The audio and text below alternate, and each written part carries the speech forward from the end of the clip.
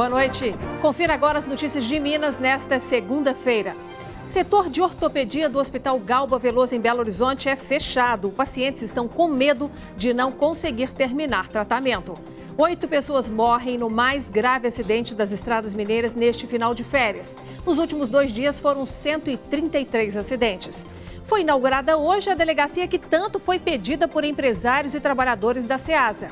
A Prefeitura de Belo Horizonte faz balanço dos 6 meses e secretário de Segurança Urbana diz que quer adotar outras ferramentas para aumentar a segurança. O maior queijo de Minas pesa quase 2 toneladas e foi motivo de festa na cidade de Ipanema, a cerca de 370 quilômetros da capital. Prédios que se confundiam na paisagem de Belo Horizonte ganham o colorido do grafite de artistas urbanos. No futebol, pelo Campeonato Brasileiro, o Cruzeiro empata em casa e o Atlético vence fora em Curitiba. E hoje é dia de Pachecão, que vai contar como transformar problema em oportunidade. Essas e outras informações a partir de agora.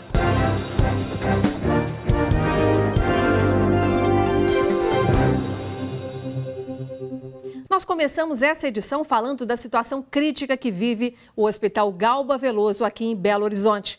Problemas na estrutura de atendimento resultaram no fechamento da unidade ortopédica. Mais de 10 pacientes ainda estão internados. Norma mostra cicatrizes de um grave acidente de moto que ela sofreu há 1 ano e 3 meses. As cirurgias e tratamentos até então estavam sendo feitos no setor de ortopedia do Hospital Galba Veloso. Uma nova cirurgia que ela faria teve que ser cancelada. Eu dependo desse hospital para tudo. Quando eu cheguei aqui na unidade para marcar a cirurgia, que já estava combinado de marcar a cirurgia, eu já tinha feito todos os procedimentos médicos, o médico me informou que infelizmente, tinha 3 salas do bloco cirúrgico bloqueadas. Funcionários também teriam sido surpreendidos com a notícia de que o local seria fechado. O comunicado que a gente teve foi que a gente seria relocado em outras unidades. A FEMIG, Fundação Hospitalar do Estado de Minas Gerais, teria fechado a unidade ortopédica do Hospital Galba Veloso por causa de problemas na estrutura de atendimento. Os pacientes estão muito angustiados, estão preocupados qual vai ser o destino deles. Pacientes estão entrando em contato com a gente, com a secretaria e vindo aqui para saber como vai ser o retorno. De acordo com o sindicato da categoria, a unidade de ortopedia aqui do Hospital Galba Veloso conta hoje com cerca de 200 trabalhadores. Por mês, são cerca de 1.000 atendimentos e 280 cirurgias. Da última semana para cá, nenhum novo paciente foi trazido aqui para a unidade. Há hoje 10 pessoas internadas que dependem de cirurgias e medicamentos. E elas temem as consequências do fechamento da unidade. Simplesmente tenho 5 filhos, moro no interior, Pedra Azul, a 12 horas de relógio. E vim presente para um lugar desse, esperando o bem, mas um bem-estar que está se fechando. O que esperar? A minha situação, eu estou aguardando para mim fazer a cirurgia, mas com essa notícia que eles estão falando que vai fechar, eu fico muito triste, porque a população em geral, todo mundo precisa desse atendimento aqui, né? De acordo com o Sindisaúde, em 2013, o Ministério Público entrou com uma ação depois de receber denúncias de funcionários sobre más condições de trabalho e atendimento. Segundo a ação civil pública, é baseada em levantamentos de infrações sanitárias. Essas infrações sanitárias, quando constatadas, elas têm que ser sanadas. Não foram sanadas e a única opção foi fechar a unidade. A FEMIG informou que haverá uma reunião na próxima quinta-feira, dia 3 de agosto, com a promotoria, sindicatos e outros envolvidos para tratar do assunto. Já o sindicato espera que a Comissão de Saúde da Assembleia Legislativa de Minas Gerais também acompanhe o caso. 8 pessoas, entre elas um bebê, morreram e 5 ficaram feridas em um acidente na BR-040, na altura de Barbacena, na noite desse domingo. Um carro e uma van da Federação das APAES bateram na estrada. Nós temos as informações ao vivo agora, direto da redação, com o repórter Diogo Ramalho.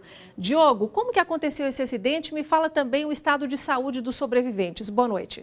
Boa noite, Inácio. Olha só, inclusive a mulher do deputado federal Eduardo Barbosa, do PSDB, está entre os mortos deste acidente.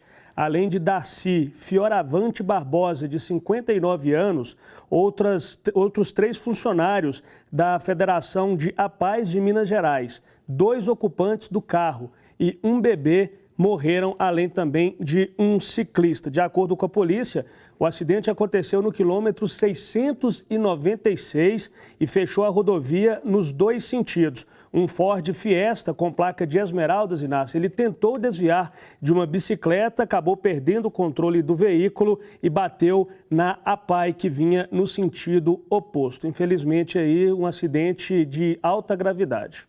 Certo, e esse acidente, gente, ocorrido na BR-040 em Barbacena, foi o mais grave desse final de semana de volta das férias. Ao todo, foram 133 acidentes nas estradas mineiras. E de acordo com a Polícia Rodoviária Federal, 16 pessoas morreram, 34 ficaram com ferimentos graves e 121 tiveram ferimentos leves. E a gente vê agora com o Diogo também um outro assunto, pelo seguinte, a gente vai falar agora de violência lá na orla da Lagoa da Pampulha.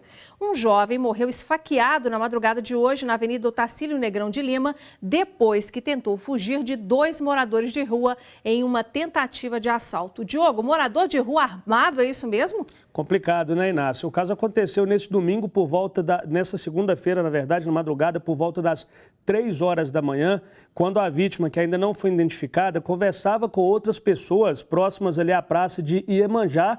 Esses 2 moradores de rua, um homem e uma mulher, que também não foram identificados, anunciaram o assalto. A vítima fugiu, saiu correndo, tropeçou, foi alcançada e assassinada a facadas. A polícia ainda não informou sobre o paradeiro desses 2 moradores de rua criminosos, no caso. Daqui a pouco o Diogo volta com outras informações para nós.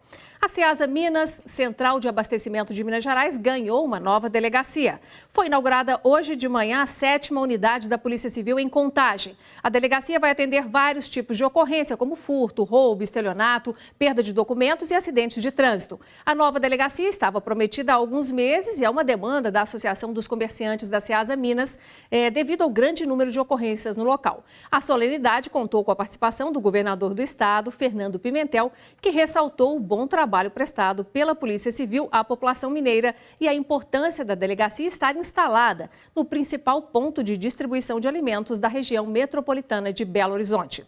A delegacia terá uma equipe com 6 servidores e 2 viaturas. O horário de funcionamento da Ceasa é de 4 da manhã às 9 da noite. Já a nova delegacia tem um horário bem menor. 8h30 da manhã ao meio-dia, para o almoço, volta às 2 horas da tarde e vai até às 6h30 da noite. Um adolescente atirou de forma acidental contra o pai durante uma briga dentro de casa. O homem está em coma. A informação você confere a seguir. E o fim de semana foi melhor para os times mineiros no Brasileirão. O Cruzeiro conseguiu um empate e o Atlético saiu vitorioso contra o Coritiba. Os destaques do futebol depois do intervalo.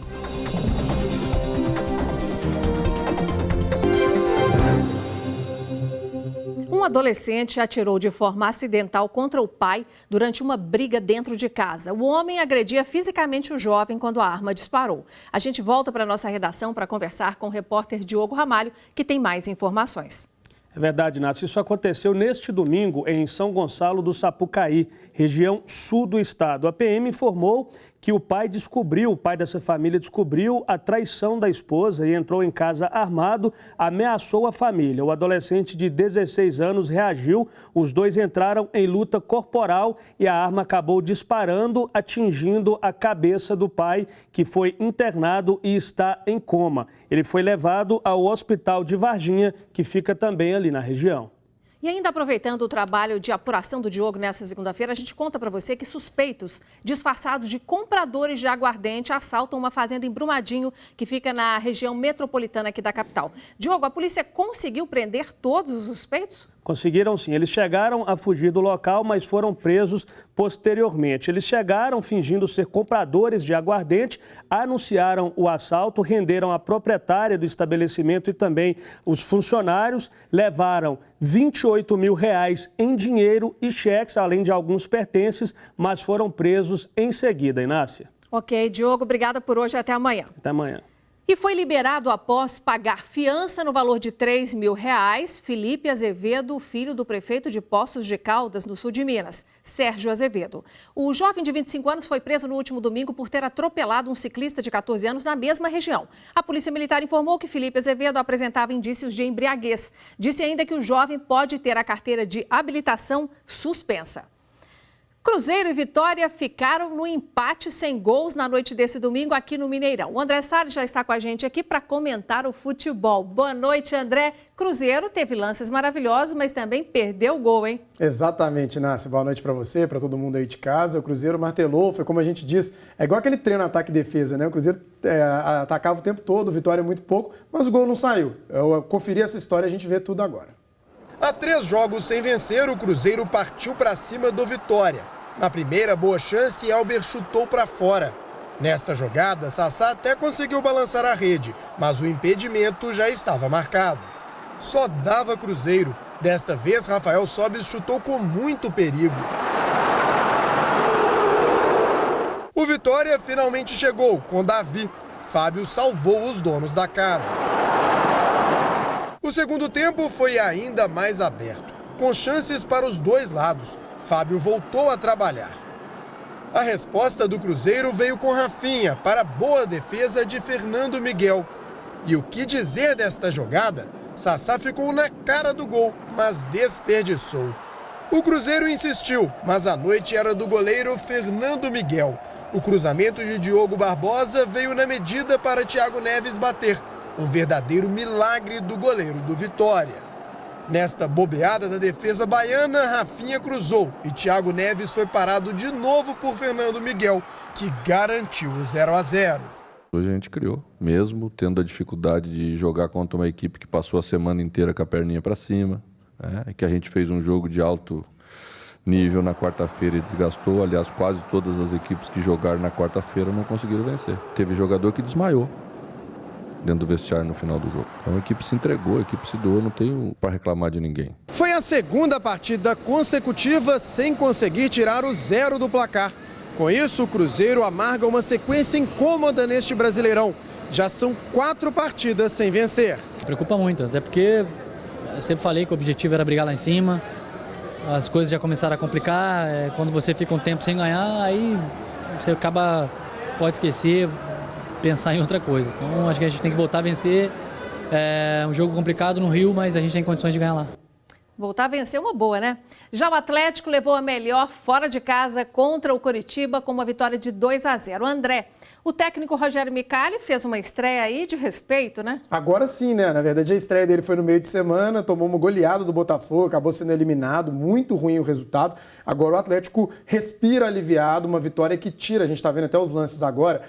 Primeiro gol aí acabou sendo anulado, o juiz viu um impedimento que ninguém viu, aliás, essa arbitragem foi muito estranha. Pelo menos o Atlético foi melhor na partida e mereceu a vitória, pelo menos ele não comprometeu o jogo, digamos assim, mas foi muito mal. Mas no outro jogo ele pegou o bonde andando, estreia pra valer foi essa, né? Exatamente, aí ele foi bem, o Atlético ele fez muitas mudanças, as mudanças surtiram efeito, o Atlético foi uma equipe segura em campo e aí eu acho que é um resultado incontestável, o Atlético realmente mereceu vencer, fez 2-0 e é um resultado que tira o Atlético de uma parte meio para baixo da tabela e coloca mais próximo ao G6, ou seja, o Atlético começa a almejar coisas que a gente realmente espera com o elenco que o Atlético tem. E uma pequena informação sobre o América que é da ordem de finanças, né, que vai ajudar o time mineiro, não é isso? Uma ótima notícia para os americanos, né, quem lembra do Richarlison, foi muito bem no Coelho, na Série B, né, do ano retrasado, foi pro Fluminense, agora foi vendido, ou seja, 46 milhões de reais. O América tinha 20%, só nessa história 9 milhões. E aí, quando a gente fala do clube formador, ainda tem mais um dinheirinho, ou seja,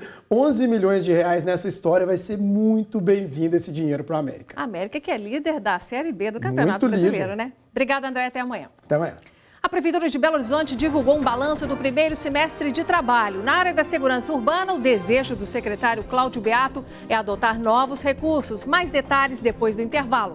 E a paisagem de Belo Horizonte já está diferente. O centro ganhou mais cores com um projeto que promete resgatar a arte de rua da capital. Tudo isso daqui a pouco.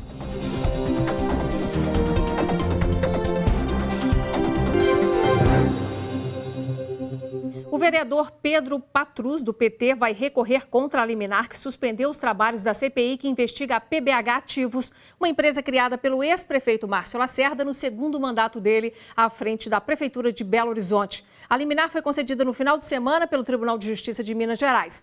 O argumento usado pelos advogados do ex-prefeito foi que o presidente da comissão, Gilson Reis, do PCdoB, e o subrelator Pedro Patrus não poderiam exercer a função de investigadores porque eles já formaram opinião sobre o assunto. A PBH Ativos foi criada para gerir as parcerias público-privadas na capital, entre outras demandas. Trata-se de uma sociedade anônima de capital fechado que tem como acionistas a Prefeitura e duas empresas municipais, a Prodabel e a BH Trans. Pedro Patrus, subrelator da CPI, disse por meio de nota que as investigações são fundamentais porque envolve dinheiro público e deve haver transparência na prestação de contas e em todas as ações que dizem respeito à sua utilização. E a Prefeitura de Belo Horizonte apresentou hoje um balanço do primeiro semestre de trabalhos de algumas secretarias. Quem acompanhou foi a repórter Luciana Viana, que direto dos estúdios da Rádio Band News FM tem as informações. Boa noite, Luciana. Boa noite, Inácia. Boa noite a todos. A secretária de Políticas Urbanas, Maria Caldas, destacou que dos 1.134 camelôs que atuavam no hipercentro de Belo Horizonte e que foram cadastrados pela Prefeitura, desses, 538 já estão trabalhando nos boxes de 2 shoppings populares, um na região central e outro em Venda Nova. Os demais camelôs terão um prazo final até o dia 21 de agosto para decidirem se aderem ou não ao programa da Prefeitura, que, em contrapartida, ajuda com o aluguel dos boxes. Qualquer dúvida pode ser tirada nos postos de atendimento UAI. Agora, Maria Caldas chamou atenção para aqueles camelôs que ainda continuam atuando no hipercentro de Belo Horizonte e que têm algum tipo de deficiência. Vamos ouvi-la. Nós temos 151 pessoas com deficiência trabalhando no hipercentro. Nós fizemos um acordo com eles, eles poderão ficar no hipercentro na fase ainda em caráter precário, porque a permissão depende de licitação e licenciamento, o que vai ocorrer nos próximos 60 dias. Já na área de segurança, o secretário Cláudio Beato, ele destacou o brilhante papel da Guarda Municipal, que conta, com a parceria da Polícia Militar. Ele falou de investimentos, de projetos de futuro para a área. Grande desejo nosso ampliar, inclusive, as formas de vigilância, não somente através de guardas, mas também de vigilância eletrônica, câmaras e alarmes, esse tipo de coisa. Isso está, vamos dizer, no nosso horizonte aí de planejamento. É isso aí, viu, Inácia? Ok, Luciana, fica com a gente para mais assuntos, que é o seguinte: o próximo é volta às aulas. Isso significa um trânsito muito mais intenso por toda a cidade. Amanhã a BH Trans começa uma campanha de conscientização para orientar motoristas e pedestres na porta de várias escolas. Luciana, serão quantos dias de campanha? Bom, Inácio, serão 10 dias de campanha educativa, tanto para motoristas com embarque e desembarque de estudantes, quanto para pedestres também, já que o trânsito é responsabilidade de todos. 50 mil veículos voltam a circular ali pelas ruas da região central após as férias escolares. Vamos ficar atentos, então, a essa campanha, 10 dias aí nas portas das escolas de Belo Horizonte. Luciana, segura aí mais um pouquinho que a gente vai tratar mais um assunto com ela, que é o seguinte: quase 2 toneladas de queijo em uma única peça. Esse é o recorde do maior queijo já produzido em Minas. Luciana, será que os moradores já comeram tudinho lá na cidade de Ipanema, hein? Oi, Inácio, eu acho difícil. É muito queijo. Foram utilizados 21 mil litros de leite para a produção desse queijo super gigante, Mas por que produzir esse queijo tão grande? Para garantir aí o título e quebrar mais um recorde. É a 8ª Festa do Queijo lá de Ipanema, no Vale do Rio Doce. Após a premiação, o queijo foi distribuído ali gratuitamente, viu? Para quem estava no parque de exposição. Mas aqui não chegou nada, né, Luciana? Por enquanto não, deve estar a caminho. Até amanhã. Até amanhã. E chegou a hora do Pachecão dar o seu recado aqui no Jornal Band Minas. O mais famoso professor de física do país fala de como encarar as oportunidades que te tiram do sério e que vêm disfarçadas de oportunidades. É para você começar bem a semana. Meus queridos, o primeiro dia de trabalho como professor, rapaz, eu fui dar no Champanhar, supletivo Champanhar. A moçada era gente fina, mas ninguém queria estudar. Não tive medo. Lembrei de Guimarães Rosa, porque o meu diretor sugeriu para que eu fosse dar aula de física e eu era monitor de matemática. Compreendeu? E aí, rapaz, o diretor, na ausência de alternativas, apontou para mim e disse, vai lá, vai dar aula de física lá. Falei pro diretor, para, mano, lá é física, eu sou matemática. Sabe o que ele falou? Vai ser mesmo. Aqueles meninos nem vai notar a diferença. E eu fui dar aula de física sendo professor de matemática. Amigo, se nem matemática na época eu sabia, que dirá física, mas é aquilo, caminhe na direção do seu medo. Estava apagando o quadro, meu irmãozinho, estava apagando o quadro. Sai o menino dessa turma e vai no banheiro e enche a mão de papel, molha aquela mão, enche aquela mão de papel e molha aquela bucha e vem apertando aquela bucha pelo corredor. Meus queridos, o cara jogou a bucha molhada no meu quadro, foi um tiro, um batismo de fogo e de fúria. Rapaz, eu quase desmaiei de susto. Vocês acham que eu briguei com a galera? Queridos, nunca briguem no atacado, nunca briguem no varejo. Por quê? O ser humano parece normal, mas não é. Amigos, então no trânsito vai brigar? Nunca façam isso. O que eu fiz? Queridos, eu sou feio, mas não sou burro. Jamais briguei com a galera. Subi na mesa e cantei uma canção. E nessa sala tinha um cara forte pra caramba, levantou e falou assim, professor, o negócio é o seguinte, mano, todo dia que você voltar aqui vai ter que cantar com a gente. Queridos, eu comecei a cantar nas salas de aula, não porque eu queria, mas por necessidade. 20 anos depois, isso virou um CD e um aluno meu comprou um CD e levou no Jô Soares. E a minha vida mudou. Então é o seguinte, quando você estiver diante de uma situação difícil, não desanime. Não desista, encare a situação, porque essa situação vai fazer com que você desenvolva habilidades e você, meu querido, vai para a glória, vai para o sucesso. É isso que eu quero te dizer. Se neste momento você está atravessando um momento difícil, resista, jamais desista. Saiba que você tem capacidades, que você tem habilidades, que só em situações de necessidade, de desespero, é que elas aparecem. Assim como aconteceu comigo, acontece com qualquer ser humano e com você também. Falou legal? Encare a vida, não tenha medo. É isso aí. Bye, bye. Prédios altos e cinzas numa cidade como Belo Horizonte são comuns, mas prédios altos e coloridos por grafite são uma mudança e tanto. O resgate da arte de rua é o tema de um circuito que está em andamento aqui na capital. Em meio a tanto cinza, as cores chamam a atenção de Ana, que está diante de um circuito de arte urbana. Esse movimento geral artístico, não só das artes plásticas, da música, teatro, performance, na rua, é esse desejo que nós temos como cidadãos do mundo que somos, de tomar posse da rua e do mundo. As laterais de 4 prédios da capital mineira, que chegam a 50 metros de altura por 37 de largura, antes sem cores e sem graça, agora dão lugar à arte, que impacta por si só e pelo tamanho. Daqui do mirante da rua Sapucaí, no bairro Floresta, um importante corredor cultural da cidade, é possível ter uma visão panorâmica da região central e, consequentemente, é possível ver em detalhes as 4 obras urbanas. Mas de outros pontos da cidade também é possível visualizar os novos murais, que fazem parte do primeiro circuito de arte urbana de Belo Horizonte. A ideia surgiu de 3 amigas, amantes de arte urbana, apaixonadas por Belo Horizonte, que queriam fazer um festival de arte urbana. E a gente pensou como fazer um festival que impacta bem as pessoas da cidade. As pinturas que começaram a ser feitas há uma semana são dos artistas Marina Capdevila, no edifício Trianon, na Rua da Bahia, Tereza de Quinta e Robésio Marques, no edifício Rio Tapajós, também na Rua da Bahia, Tiago Maza, no edifício Satélite, na mesma rua, e Priscila Amone, no Hotel Rio Jordão, na Rua Rio de Janeiro. Sonhar com uma cidade nova, sonhar com a transformação da cidade, com o que a gente sonha para uma cidade e colocar em prática e ver isso afetando a vida de todo mundo, o cotidiano das pessoas, todo mundo comentando, é um impacto enorme na cidade, né? A conclusão dos trabalhos está prevista para o próximo dia 6 de agosto, quando se encerra a primeira edição do festival. Olha, vale a pena conferir. Nós ficamos por aqui com o nosso jornal e eu agradeço a sua audiência e conto com você amanhã. Boa noite.